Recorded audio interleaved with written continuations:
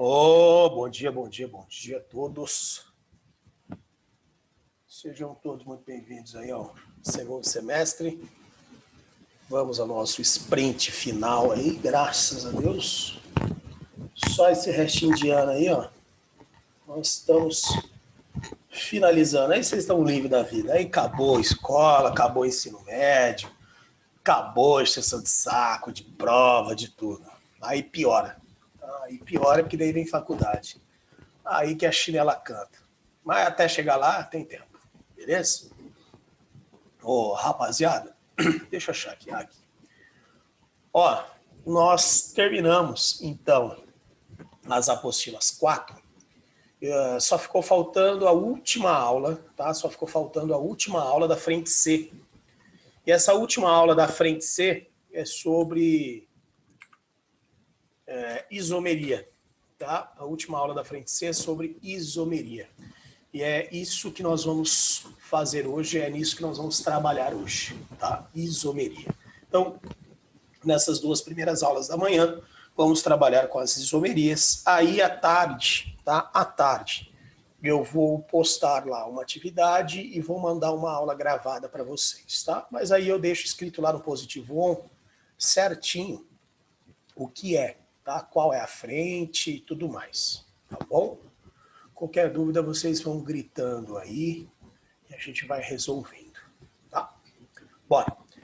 Isomeria. Pessoal, quando a gente fala de isomeria, nós estamos falando do quê? Nós estamos falando de compostos, tá? Compostos orgânicos que têm a mesma fórmula molecular. Então, de novo, estamos falando de compostos orgânicos que têm a mesma fórmula molecular, só que com fórmulas estruturais diferentes, tá? Então, por exemplo, tá? Se você pegar aí no dia a dia, vamos aquelas coisas podres. Se você pegar a palavra amor e pegar a palavra Roma, você tem as mesmas letras, tá? As mesmas letras, porém são palavras diferentes. É basicamente isso que nós temos aqui na isomeria.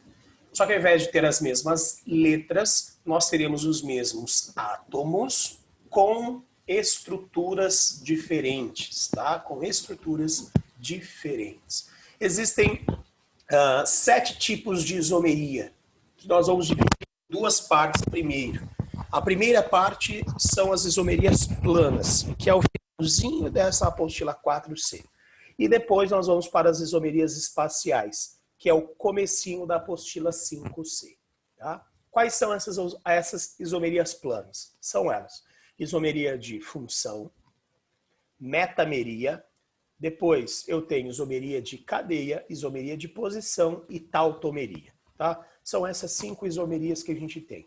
As isomerias espaciais, isomeria geométrica, ou chamada de cis-trans, e por último, a mais complexa, isomeria óptica. Tá? São esses 7 tipos aí de isomerias que nós vamos trabalhar. Começando aqui pela isomeria de função, ok? O que são isômeros de função? São compostos que apresentam a mesma fórmula molecular, tá? Professor, e o que é mesma fórmula molecular? Por exemplo, aqui, ó, C3H8O. Então, são compostos com a mesma fórmula molecular, porém, com fórmulas estruturais distintas, ou seja, esta estrutura é diferente dessa, e apresentam funções químicas diferentes. Vocês vão perceber que o nome da isomeria é justamente o que vai diferenciar uma molécula da outra. Como a gente tem isomeria de função, o que vai diferenciar uma molécula da outra? A função química a qual ela pertence. Então, nesse caso, eu coloquei para vocês um exemplo de isomeria. Aí tá estudioso, hein, Caê? Aí tá acordando cedo. Que beleza, que beleza. Mas tá sem som, ó, porque tá com a câmera aberta aí viajando. Maravilha. Olha lá. Tô ligado. Então vamos lá. Eu coloquei um exemplo aqui para vocês, ó, entre o álcool e o éter, rapaziada. Essa primeira estrutura que eu coloquei aqui para vocês, ela tem uma fórmula C3H8O. Se você observar, 1, 2, 3, H, 3 com 2, 5, com mais 2, 7, com mais 1, 8. C3H8 e um oxigênio. Essa estrutura, ela pertence à função álcool. Por que ela pertence à função álcool, pessoal? Porque ela tem um OH ligado a um carbono que só faz ligações simples. Então, isso é uma função álcool. Só que eu posso escrever este C3H8 de uma forma diferente. Eu posso colocá-lo como CH3O, CH2, CH3. Tá? O que significa dizer? Significa dizer que eu tenho as mesmas quantidades de átomos, carbono 1, carbono 2, carbono 3, hidrogênio 3, 6, 8, oxigênio. Então eu tenho C3H8O, porém, a função química aqui deixa de ser uma função álcool e passa a ser uma função éter. Por que é uma função éter? Porque eu tenho carbono, oxigênio e carbono. Então, são fórmulas moleculares iguais, mas com fórmulas estruturais distintas. E essas fórmulas estruturais, elas se diferem através do quê? Elas se diferem através da função química, onde uma é álcool e a outra vai ser éter, ok? Esse conteúdo, professor, ele é muito cobrado em primeiro dia de prova ou em específica? Depende do vestibular que você vai fazer. Se você vai fazer prova da federal, isso pode aparecer no primeiro dia sim, tá? Com grande tranquilidade. Se você vai fazer o vestibular da UEL, a chance disso aparecer no primeiro dia é menor. Não significa dizer que não exista essa possibilidade. Só que a possibilidade ela é menor de aparecer no primeiro dia. Tanto é que já apareceu isomeria na prova da UEL, só que apareceu como específica, tá? Falando dos últimos 5 anos de prova. Se você vai fazer o vestibular da UEM, aí a situação muda completamente. A UEM gosta muito de química orgânica e principalmente de cobrar no primeiro dia também. Então, falando de vestibular da UEM, isomerias têm chance muito grande de aparecer já no primeiro dia de prova. Porém, o mais comum é que se aparecer no primeiro dia, apareça uma isomeria plana. Já aconteceu de aparecer isomeria óptica no primeiro dia? Sim. Já apareceu isomeria cis-trans no primeiro dia? Sim. Mas a maioria dos casos não são de isomeria óptica ou geométrica. Já na específica, é mais comum que apareça a isomeria óptica ou a isomeria geométrica. Ok? Então depende da prova, depende do vestibular que você vai fazer. A minha dica para vocês é: saibam, se você não tem química como específica, saibam as isomerias, principalmente para a prova da UEM e da Federal. Se você tem química como específica, se ferrou, vai ter que saber tudo. Não tem escapatória, tá? Por quê? Porque isso cai bastante nas provas específicas. Continuando aí, eu vou colocar mais alguns exemplos sobre isomeria de função. Por quê? Nós teremos sempre pares, sempre casalzinho que andam juntos. O primeiro par, o primeiro casalzinho é justamente o álcool e o éter. O segundo par, ou o segundo casalzinho que a gente tem aqui, é o aldeído e a cetona. Tá? Aldeído e cetona. E o terceiro par, ácido carboxílico e éster. Nesse segundo par, nesse segundo casalzinho, nós temos que tomar bastante cuidado. Por quê? Porque as provas vão tentar induzir vocês ao erro, falando que isso não é uma isomeria de função, mas na verdade é uma isomeria de posição. Por quê? Porque a prova vai falar para você que ele trocou esse C dupla O de posição. Que ele tira da posição 1 e coloca esse C dupla O na posição 2. Por isso que ela deve ser chamada de isomeria de posição. Isso está falso. Por que isso está falso?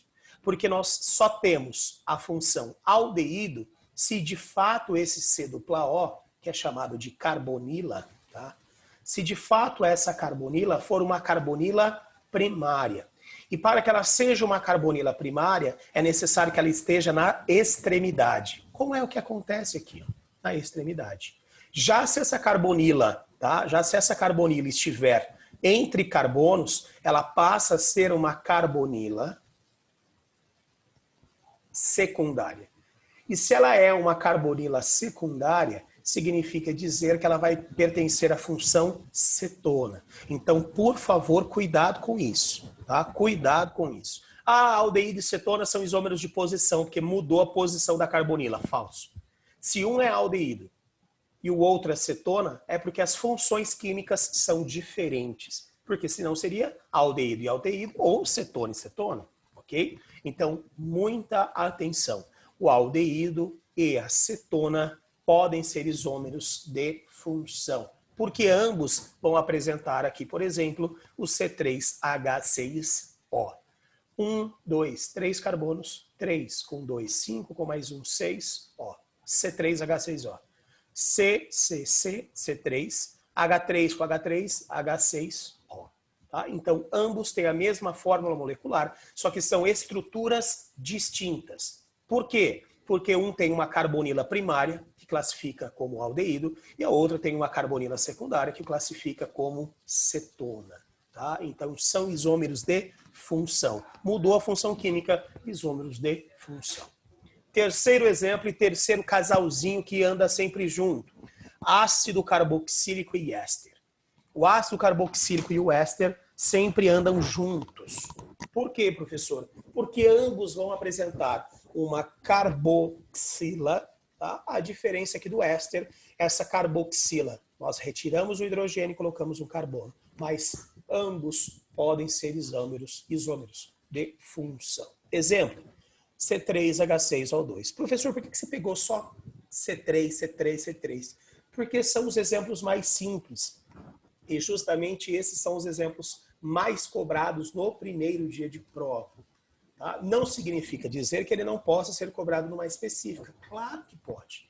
Só que aí, na específica, ele pode colocar cadeias maiores. Muda alguma coisa? Nada. Não muda nada. Só vai ter mais CH2, CH2, CH2 dentro da molécula. O que não muda nada.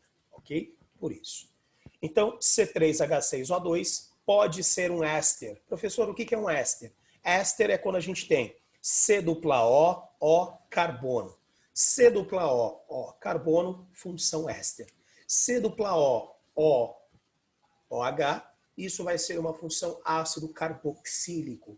Então, ambos têm o mesmo número de carbonos, hidrogênios e oxigênio, porém, apresentam estruturas diferentes. C dupla OH, ácido carboxílico, C dupla O, carbono, já é a função éster. Okay? Então, esses são três casaizinhos, são três duplinhas que sempre caminham juntos. Álcool e éter, aldeído e cetona, ácido carboxílico e éster.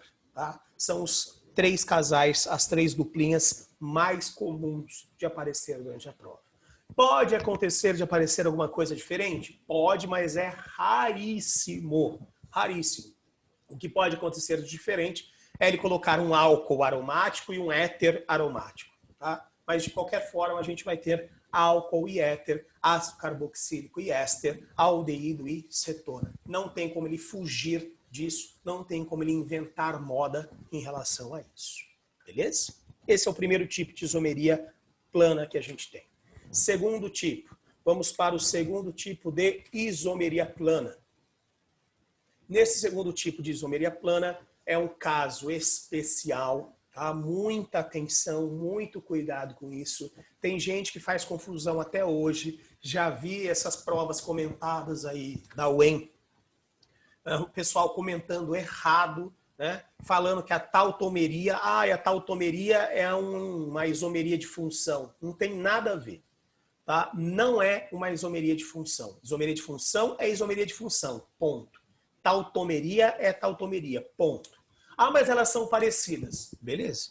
O fato delas serem parecidas não significa dizer que elas são iguais. Né?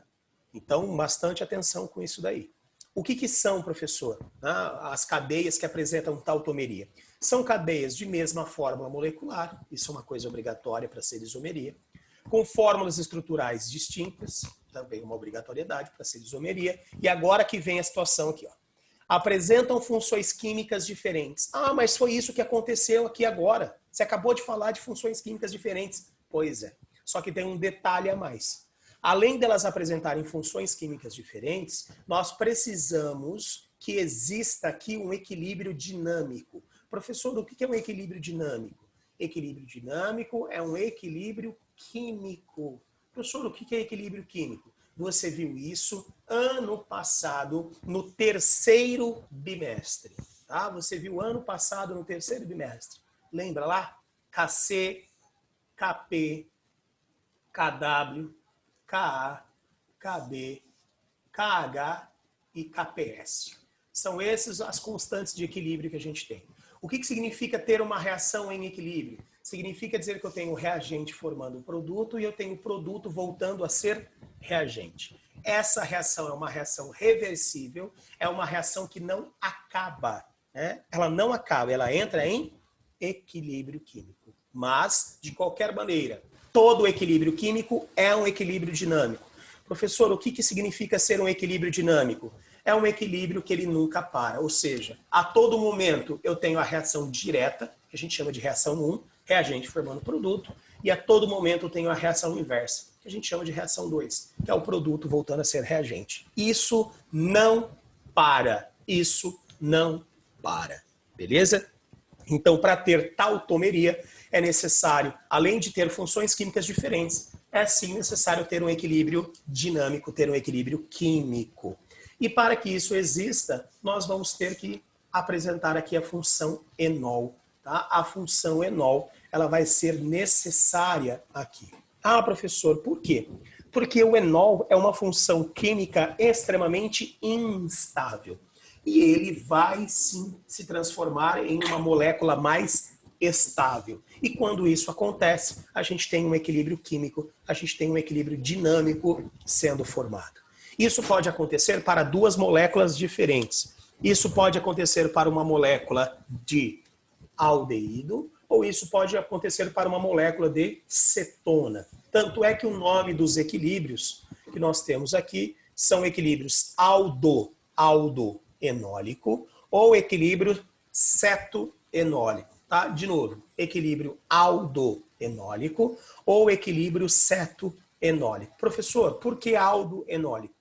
Aldo de aldeído, enólico de enol. Ceto de cetona e enólico de enol. Beleza? Como que eu sei se eu vou ter esse equilíbrio aldo-enólico ou se eu tenho um equilíbrio ceto-enólico? Vai depender do tipo do enol que eu tenho. Vamos voltar aqui um pouquinho? O que eu falei para vocês exatamente a um slide aqui atrás, da cetona e do aldeído. Qual que é a diferença entre eles? Que a cetona, ela tem uma carbonila secundária.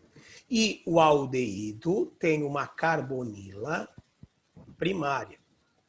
Então, o fato de formar um aldeído ou formar uma cetona vai depender do tipo de enol. Se eu tiver um enol primário, eu formo uma carbonila primária, traduzindo, um aldeído. Se eu tenho um enol secundário, eu formo uma carbonila secundária, ou seja, uma cetona. Tá? Então é isso que eu vou precisar analisar para conseguir a conclusão de, olha, de fato foi um aldeído ou de fato foi uma cetona. Vai depender, tá? Vai depender do tipo de enol que você tem. Professor, como é que eu consigo analisar o tipo de enol? É simples. É simples. Por que é simples? Você vai pegar a hidroxila e vai analisar o carbono a qual ela está ligada. Ah, ela está ligada a esse carbono. Perfeito. Esse carbono está ligado a quantos outros átomos de carbono? A um só. Então, se esse carbono está ligado a um, significa dizer que essa estrutura é a estrutura de um enol primário. O que vai acontecer aqui? Prestem atenção, por favor. Eu vou voltar a falar sobre isso lá em reações orgânicas, mas eu quero que vocês já entendam isso, por favor. Essa ligação dupla, ela vai ser jogada para o oxigênio. O que a gente precisa lembrar? Que a ligação dupla é formada por uma ligação π e uma ligação sigma. A ligação sigma permanece, a ligação π, ela é quebrada, ó, plof, quebrei. E agora essa ligação π, ela vai ser formada aqui, ó, entre carbono e oxigênio. Por que isso acontece? Porque o oxigênio é mais eletronegativo do que o carbono, por isso que ele consegue roubar essa ligação π para ele. Quando ele faz essa ligação dupla, galera, esse hidrogênio já não é mais útil. Por quê? Porque ele já fez as duas ligações. Ele já está estável. Então, esse hidrogênio é liberado. Por sua vez, esse hidrogênio liberado, ele vai vir aqui, ó. Para quê, professor? Para repor a ligação que saiu. Tá? O hidrogênio entra ali para repor a ligação que saiu. E aí eu passo a ter o quê? CH3, simples, C, dupla O, H. Então eu passo a ter um aldeído, ok? Passo a ter um aldeído. Por isso que esse equilíbrio é chamado de aldoenólico. Equilíbrio aldoenólico. Já aqui embaixo, eu tenho um equilíbrio cetoenólico. Por quê? Hidroxila, carbono da hidroxila. O carbono da hidroxila está ligado a quantos carbonos? 1, 2. Se ele está ligado a 2 carbonos, ele é um enol secundário. Se ele é um enol secundário, isso vai virar uma carbonila secundária. O que acontece aqui? A mesma coisa. Eu tenho uma ligação sigma e uma ligação pi. A ligação pi vai ser rompida e vai ser jogada para o oxigênio. Então agora o oxigênio faz uma dupla com o carbono. Esse hidrogênio não é mais necessário, ele vai ser liberado. Por sua vez, ele vem parar aqui, ó, para repor a ligação que saiu. O que eu formo? CH3, C dupla O, CH3. O que eu tenho nesse momento? Eu tenho uma carbonila secundária. Traduzindo, eu tenho uma cetona. Por isso que aqui na tautomeria, eu posso ter duas opções. Eu posso ter o meu enol formando um aldeído. Isso só acontece quando? Quando o enol é primário. E eu posso ter um enol formando uma cetona. Isso só acontece quando? Quando o enol é secundário. Então, quais são os equilíbrios? Equilíbrio cetoenólico, cetona e enol, e equilíbrio aldoenólico, aldeído e enol. Ok? Certo? Pessoal, desses dois, tá? Desses dois, entre enol e aldeído, qual é o mais estável? Mais estável é o aldeído. Entre enol e cetona, qual deles é o mais estável? O mais estável é a cetona, ok? Essas são informações importantes que nós precisamos saber sobre essa segunda isomeria plana, que é a nossa tautomeria, tá?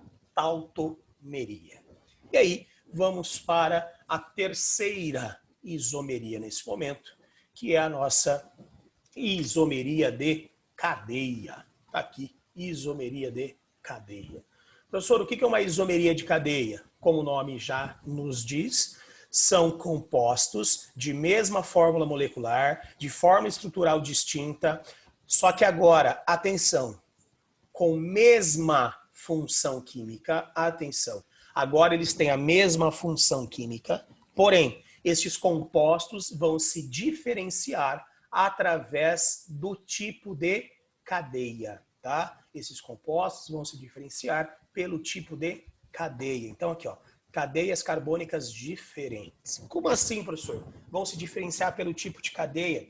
Eu coloquei aqui as duas opções que nós temos, tá? Nós podemos ter a variação de uma cadeia aberta para uma cadeia fechada, que é o que nós temos aqui nesse primeiro exemplo, eu já volto falando sobre ele. E nós também temos uma segunda opção, que é de uma cadeia normal, passando para uma cadeia ramificada. Então, existem duas possibilidades. Você pode passar de uma cadeia normal para uma cadeia ramificada, ou inclusive, tá? Ou inclusive, você pode passar de uma cadeia com uma ramificação para uma cadeia com duas ramificações, me desculpe, ou mais. Ou ainda, você pode passar de uma cadeia aberta para uma cadeia fechada. Qual é a mais fácil de visualizar? Este aqui. Este aqui é o mais fácil de visualizar. Por isso que ele é cobrado com menor intensidade, tá? Pouca coisa, mas é cobrado um pouquinho menos. Já essa aqui, muitas vezes é mais difícil de você enxergar o que está acontecendo, qual é a grande mudança. Por isso que ele é um pouquinho mais cobrado, tá? Falando aqui desse primeiro exemplo, eu tenho o C3H6. O C3H6, ele pode ser um alceno, ou o C3H6, ele pode ser um cicloalcano? Eu gosto de colocar esses nomes porque tem muita gente que faz confusão com isso. Ah, professor, alceno é uma coisa, cicloalcano é outra. Significa dizer que são funções químicas distintas, não é verdade? Não, não é verdade. Por quê? Porque o cicloalcano, assim como o alceno, não são funções, são classificações de uma função. E que função que é essa? Função chamada de hidrocarboneto. Atenção, hidrocarboneto. Isso aqui só tem carbono e hidrogênios, então isso é um hidrocarboneto. Essa é a função. Isso só tem carbono e hidrogênio. Qual é a função? Hidrocarboneto. Agora, se ele é um alceno, se ele é um alcino, um ciclano, um cicleno, não interessa. Isso é classificação e não tipo de função. Tá? Isso é um grande problema que muita gente acaba levando para as provas e se perde aqui. Então, função química, hidrocarboneto, só tem carbono e hidrogênio. Função química, hidrocarboneto, só tem carbono e hidrogênio. Cadeia carbônica principal, vamos pegar essa cadeia carbônica principal aí. Cadeia carbônica principal, o que eu tenho aqui? 3 átomos de carbono numa cadeia aberta. Cadeia carbônica principal, o que eu tenho? 3 átomos de carbono, só que agora é uma cadeia fechada. Então, nós tivemos mudança de uma cadeia aberta para uma cadeia fechada. Isso faz com que as cadeias sejam distintas, faz com que as cadeias sejam diferentes. Exemplo 2. Deixamos de ter uma cadeia aberta para uma cadeia fechada. Esse exemplo 2, eu só tenho cadeias abertas. Então, aqui está. Cadeia aberta, cadeia aberta. O que eu posso verificar de diferente, tá, entre uma e outra? Eu posso verificar que essa tem uma cadeia principal. Cadeia principal com 4 carbonos. Tá? Cadeia principal com 4 carbonos. Aqui eu tenho o quê? Eu tenho uma cadeia principal. Ó. Tenho uma cadeia principal com 3 carbonos e tenho uma ramificação. O que de fato mostra que elas são diferentes. 4 carbonos na cadeia principal, 3 carbonos na cadeia principal. Isso já fez com que elas sejam diferentes. Tá? E aí, uma não tem ramificação e a outra tem ramificação. O que prova, mais uma vez, que essas cadeias carbônicas são cadeias carbônicas distintas. Tá? São cadeias carbônicas distintas. Beleza? Ok? Bom, queridos, o que vai sobrar para nós aqui para a outra aula? Que agora a gente não tem mais nem tempo. Para a outra aula vai sobrar isomeria de posição, que é bem importante, e isomeria de compensação ou metameria. Tá? E aí a gente finaliza as isomerias planas e aí entramos na próxima aula na isomeria espacial. A boa e velha isomeria cis-trans ou geométrica e isomeria óptica. Beleza? Ok? Bom, alguém tem alguma pergunta? Vocês estão todos calados? Não sei se estão aí, se estão dormindo, se estão jogando enquanto a aula, não faço ideia. Tudo certo? Nenhuma pergunta? Tudo ok? Suspeito, mas tudo bem. Renato Oliveira. Ok. Fala, Renato. Renato? Mouse? Acha, suave, suave, fica na paz. Então tá bom, rapaziada. A gente se encontra daqui a pouco. Não sei qual horário, mas eu sei que é daqui a pouco. Beleza? Um abraço a todos. Alô, professor Ricardão. Falou. Tchau. Tchau, vai com Deus. Ah, Caê, tô de olho. Rapaziada.